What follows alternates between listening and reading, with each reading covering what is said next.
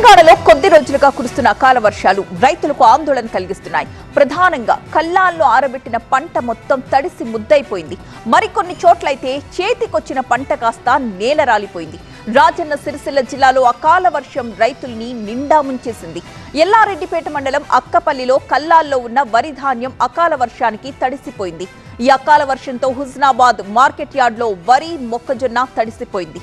వారం రోజుల్లోనే 2-3 సార్లు వర్షం పడడంతో రైతులకు తీవ్ర నష్టం వాటిల్లింది.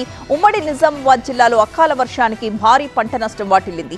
సాలూరు, తాడుబాయి మండలాల్లో భారీ వర్షానికి 100 ఎకరాల్లో ఉన్న వరి, మొక్కజొన్న పంట దెబ్బతిన్నాయి. దేమి, కనకల్, నందివాడ, కరడపల్లి, సాలూరుల్లో చేతికొచ్చిన పంటలు నేలపాలవ్వడంతో రైతులు ఆందోళన వ్యక్తం చేస్తున్నారు. ఇక అకాల వర్షాలతో ఆయా ప్రాంతాల్లో నష్టపోయిన రైతులు ఆదుకోవాలంటూ ప్రభుత్వాన్ని వేడుకుంటున్నారు. మార్కెట్ యార్డుల్లో తడిసిపోయిన పంటను సైతం కొనుగోలు చేయాలని కోరుతున్నారు.